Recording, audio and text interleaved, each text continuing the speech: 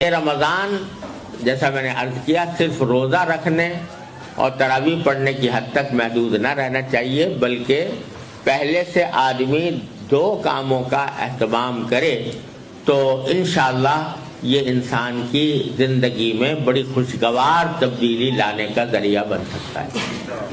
دو باتیں، ایک بات یہ کہ اس رمضان کے مہینے میں اس بات کا تو پکا عزم کر لے انسان کہ اس پورے مہینے میں انشاءاللہ کوئی گناہ نہیں کروں گا، ورنہ آپ سوچئے کہ رمضان کے مہینے میں آدمی نے اللہ تعالیٰ کے حکم کی خاطر کھانا چھوڑ دیا، پانی چھوڑ دیا۔ کھانا حلال تھا کہ حرام تھا؟ حلال تھا، مگر حلال کو بھی چھوڑ دیا۔ پانی پینا حلال تھا کہ حرام تھا؟ حلال تھا، مگر اللہ کے لیے چھوڑ دیا۔ جو چیزیں پہلے ہی سے حرام ہیں، جو روزے میں یا غیر روزے میں دونوں میں حرام ہیں، اگر وہ نہ چھوڑی تو پھر وہ روزہ کس کام کیسا ہوا؟ مثلا جھوٹ بولنا حرام تھا، جھوٹ بولنا روزے میں نہ چھوڑا۔ غیبت کرنا حرام تھا، غیبت کرنا روزے میں نہ چھوڑا۔ کسی کے اوپر نامحرم پر لذت لینے کی نگاہ غرض سے نگاہ ڈالنا حرام تھا، وہ نہ چھوڑا۔ کسی کو لڑائی کرنا، جھگڑا کرنا، دوسرے کو تکلیف پہنچانا عام حالات میں بھی حرام تھا، وہ نہ چھوڑا۔ تو بھائی جو حلال چیزیں تھیں وہ تو چھوڑ دی رمضان میں، لیکن جو پہلے ہی سے حرام تھی وہ نہ چھوڑی، تو یہ کیسا روزہ ہوا؟ اس سے تقویٰ کیسے حاصل ہوگا؟ تو تقویٰ اس وقت حاصل ہوگا جبکہ حلال چیزیں تو چھوڑی ہیں، حرام چیزیں بھی چھوڑو۔ اس بات کا عزم کرو کہ کم از کم اس رمضان کے مہینے میں آنکھ غلط جگہ نہیں جائے گی، زبان کوئی غلط بات نہیں بولے گی، کان کوئی غلط بات نہیں سنیں گے، اور منہ میں کوئی حرام لقمہ نہیں جائے گا۔ یہ کیا بات ہوئی کہ سارا دن تو روزہ رکھا اور افطار کیا حرام غذا سے،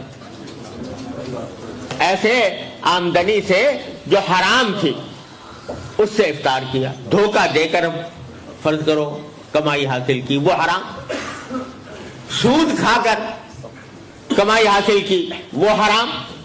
قمار کے ذریعے حاصل کی یا اور کسی غیر شرعی طریقے پر حاصل کی، وہ حرام۔ تو روزہ تو رکھا سارا دن اور افطار کیا حرام سے، تو وہ کیسا روزہ ہوا؟ اس سے کیسے تقویٰ پیدا ہوگا؟ لہذا اس بات کا اہتمام کرو کہ اللہ تعالی ہم سب کو اس کے اپنے فضل و کرم سے توفیق عطا فرمائے۔ رمضان کا مہینہ اس طرح گزرے گا کہ کوئی گناہ نہیں ہوگا، اور اس کے لیے اپنی پوری ہمت کا مظاہرہ کرنا ہوگا کہ اسی طرح جیسے شدید پیاس میں پانی پینے سے پرہیز کرتے ہو، اسی طرح گناہ کے ارتکاب سے بھی پرہیز کر کے کرو، تو یہ رمضان کا مہینہ اس کی تربیت اور اللہ تعالیٰ کے ساتھ تعلق مضبوط کرنے کا بہترین ذریعہ بنے گا۔ یعنی یہ تہیہ کر لیں کہ رمضان کا مہینہ اس طرح گزرے گا، اور اگر کسی کی آمدنی میں کچھ ناجائز عنصر شامل ہے، ناپاک، ناجائز، حرام عنصر شامل ہے، کم از کم یہ طے کر لے کہ رمضان کے مہینے میں میرا جو کھانا ہوگا وہ حلال آمدنی سے ہوگا، چاہے اس کے لیے کسی سے قرض ہی لینا پڑے، لیکن قرض لے کر کھا لوں گا، لیکن حرام چیز نہیں کھاؤں گا، حرام آمدنی کو استعمال نہیں کروں گا۔ یہ اللہ تبارک و تعالیٰ اپنے رحمت سے یہ ہمیں اس کے عزم کی توفیق عطا فرمائے۔ رمضان کا مہینہ اس طرح گزاریں گے، گناہ نہیں۔ ایک بات، دوسری بات یہ کہ رمضان کا مہینہ در حقیقت اس لیے آتا ہے تاکہ ہمارا اللہ تعالیٰ کے ساتھ جو تعلق دنیاوی مشاغل کی وجہ سے ڈسٹرب ہو گیا ہے اس کو بحال کیا جائے، اس کو ریسٹور کیا جائے اور اس کو بہتر طریقے پر اس کے اندر ترقی پیدا کی جائے۔ اس کے لیے دوسرا کام یہ ہے کہ نفلی عبادتیں جو فرض نہیں ہیں، واجب نہیں ہیں، لیکن نفلی عبادتیں عام دنوں سے زیادہ کی جائیں۔ مثلا قرآن کریم کی تلاوت یہ بہترین عبادت ہے، وہ جتنی زیادہ سے زیادہ قرآن کی تلاوت ہو سکے وہ کی جائے۔ اسی طرح بہت سی نفلی نمازیں ایسی ہیں جو عام دنوں میں پڑھنے کی توفیق نہیں ہوتی، تہجد پڑھنے کا موقع نہیں ملتا، لیکن اس وقت رمضان کے اندر یہ طے کر لیں کہ رمضان میں ہم تہجد کا بھی اہتمام کریں، یعنی اس میں آدمی سحری کھانے کے لیے تو اٹھتا ہی ہے نا، تو تھوڑا سا پہلے اٹھ جائے اور کچھ تہجد کی رکعتیں تہجد کی نیت سے پڑھ لیں۔ اشراق تو اوابین یہ جو نفلی نمازیں ہیں ان کا عام دنوں میں اہتمام نہیں ہوتا، تو آدمی یہ سوچ لے کہ میں اس میں زیادہ اہتمام کروں گا۔ تو دو باتیں ہو گئی، ایک گناہوں سے بچنے کا اہتمام، دوسرا نفلی عبادتوں کی کثرت جن میں قرآن کریم کی تلاوت کھڑے پیری سے جتنا زیادہ ہو سکے۔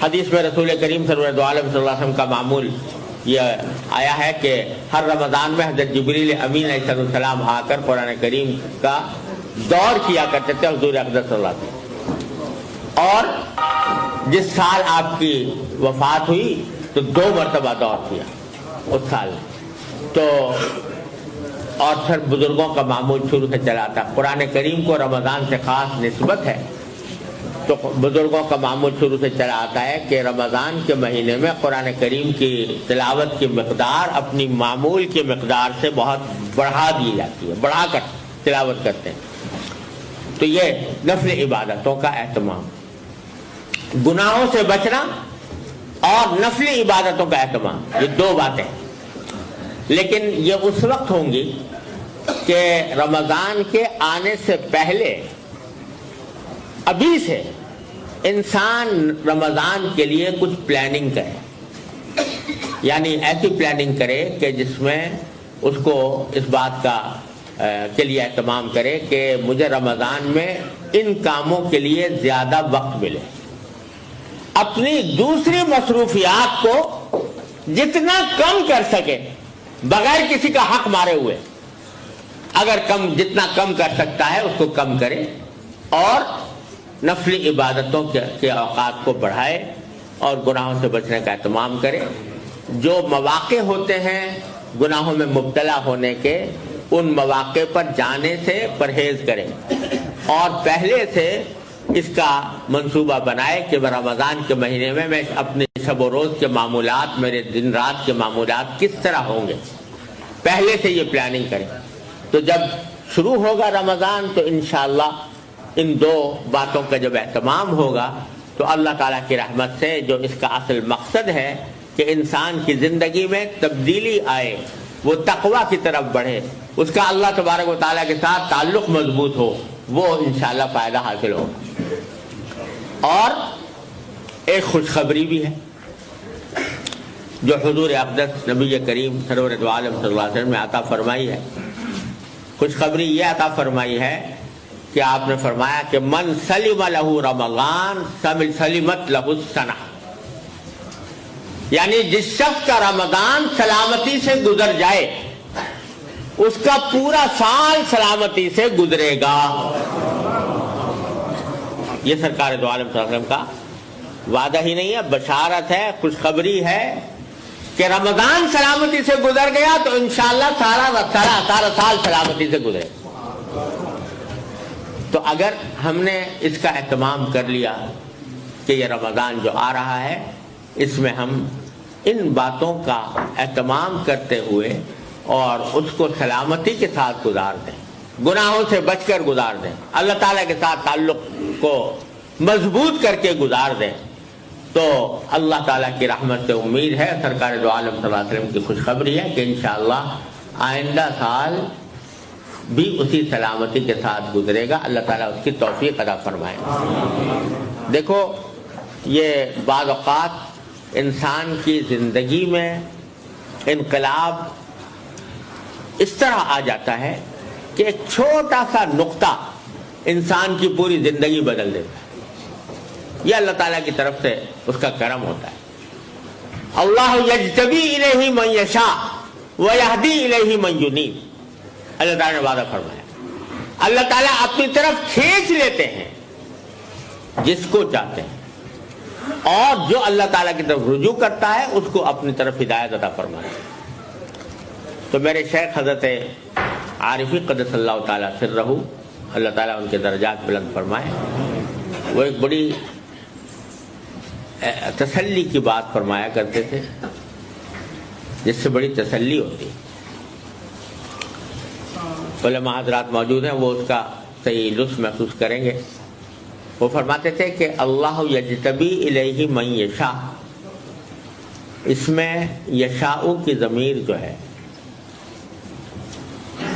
تو وہ بظاہر اللہ تعالیٰ کی طرف راجع ہے کہ اللہ تعالیٰ اپنی طرف کھینچ لیتا ہے جس کو چاہتا ہے. حضرت فرماتے ہیں کہ اس میں ایک احتمال یہ بھی ہے کہ یشاء کی ضمیر من کی طرف راجع ہو, یعنی اللہ تعالیٰ کھینچ لیتے ہیں اپنی طرف اس کو جو کھینچنا چاہے.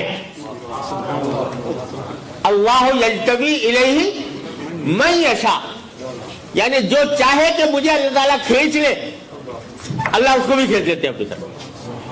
ہاں جو کھینچنا ہی نہ چاہے تو پھر اس کا تو کوئی علاج نہیں, لیکن جو کھینچنا چاہتا ہو کہ اللہ تعالیٰ مجھے کھینچ لے, اس کو اللہ تعالیٰ کھینچ لے. تو اس کے معنی کیا ہوئے کہ اگر ہم چاہیں گے کہ اللہ تعالیٰ ہمیں اپنی طرف کھینچ لے تو اللہ تعالیٰ کھینچ لیں گے. اور چاہنے کا مطلب یہ ہے, اللہ کے کھینچنے کا چاہنے کا مطلب یہ ہے کہ قدم بڑھاؤ, ارادہ کرو, ہمت کو تازہ کرو, عزم کو تازہ کرو, اور ایک قدم بڑھا دو گے. اللہ تعالیٰ فرماتے ہیں جو میری طرف ایک قدم بڑھ کے آتا ہے میں اس کی طرف 2 قدم بڑھ کے جاتا ہوں. جو میری طرف ایک بالش آتا ہے میں 1 ہاتھ اس کے آگے جاتا ہوں. جو 1 ہاتھ میرے پاس آتا ہے تو میں 2 ہاتھ اس کے آگے جاتا ہوں. اللہ تعالیٰ کا یہ حکم ہے. الذین جاہدوا فینا لنہدینہم سبلنا, جو ہمارے راستے میں کوشش کرتے ہیں ہم ان کو پکڑ کر اپنے راستے پر لے جاتے ہیں. یہ اللہ تبارک و تعالیٰ کا وعدہ ہے, معمولی بات نہیں ہے. ایک جب بچہ ہوتا ہے وہ شروع میں جب چلنا سیکھتا ہے تو چلنا نہیں آتا, ماں باپ اس کو چلانے کی عادت ڈالنا چاہتے ہیں. تو ابھی وہ کھڑا ہونا سیکھا ہے, اس نے چلنا نہیں سیکھا, تو ماں باپ اس کو بلاتے ہیں آؤ, اور وہ ڈرتا ہے آتے ہوئے. اگر آئے گا آگے بڑھے گا تو 1 آدھ قدم بڑھا کر گرنے لگتا ہے, لیکن باپ گرنے نہیں دیتا. جب 1 قدم بڑھاتا ہے تو باپ اس کو گود میں اٹھا کر اس کو گرنے سے روک لیتا ہے. جو شخص اللہ جل جلالہ کی طرف بڑھتا ہے تو اللہ تعالیٰ اس کو گرنے نہیں دیتا, اللہ تعالیٰ گرنے نہیں دیتے, اس کو اٹھا لیتے. اور جب باپ ایسا کرتا ہے تو اللہ جل جلالہ کی رحمت و شفقت تو باپ سے کہیں زیادہ. لہذا گھبراؤ نہیں, مایوس نہ ہو, اپنے حالات کا جائزہ جب لیتے ہو تو اس میں مایوسی کو راہ نہ دو. اللہ تعالیٰ نے توبہ کا دروازہ کھول رکھا ہے. جب کبھی گرنے لگو اللہ تبارک و تعالیٰ کو پکارو, یا اللہ میں گرنے لگا ہوں مجھے سنبھال لیجیے, اللہ تعالیٰ سنبھال لے. اور اگر پھر بھی گر پڑو تو پکار لو ان کو, استغفر اللہ ربی من کل ذنب واتوب الیہ, میں اللہ تعالیٰ سے استغفار کرتا ہوں, توبہ کرتا ہوں, تو اللہ تعالیٰ فوراً معاف فرما دے. یاد رکھو یہ توبہ اور استغفار ایسی چیز ہے کہ اللہ تبارک و تعالیٰ نے سارے گناہوں کا تریاق اتنا آسان بنا دیا. شیطان کو اللہ تعالیٰ نے بے شک پیدا کیا اور انسان کے دل میں نفس بھی رکھ دیا، رفتانی خواہشات بھی رکھ دی جو انسان کو گناہوں کی طرف لے جاتی ہیں.